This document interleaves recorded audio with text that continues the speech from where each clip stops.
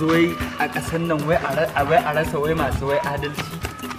Abinci yayi tsada, asibiti yayi wahala.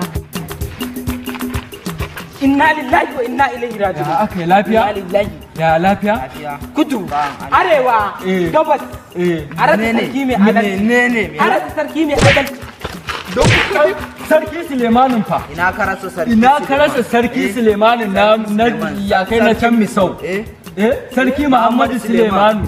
Sarkin Misau gwani mukuta. Shugaban talakawa mai ya.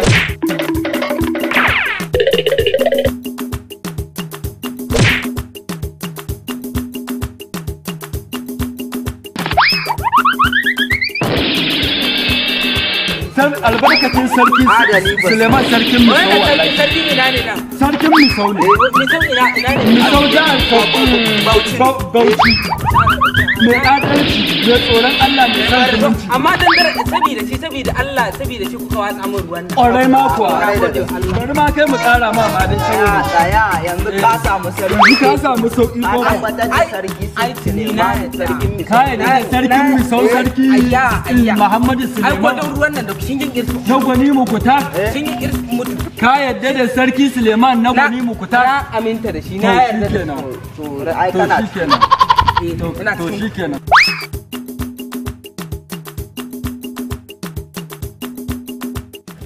Kai ku ya ga magaddama ni ma ku kani wurin sarkin mu shawo. me kace?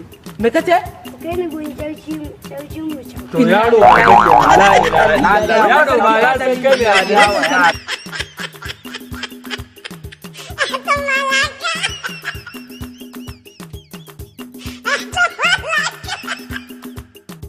Barka dai jama'a, ga mai buƙatar zai ba da sanarwar biki ko suna ko wani taro zai iya tuntuɓar mu akan wannan lambar kamar haka 081 42 44 80 82. Kuma idan wannan bidiyon ya burge ka da sauran bidiyoyin mu, da Allah ka daure ka danna mana alamar subscribe domin ba mu ƙwarin gwiwa kuma ka rinka samun sababbin shirin mu akai-akai. Godiya muke.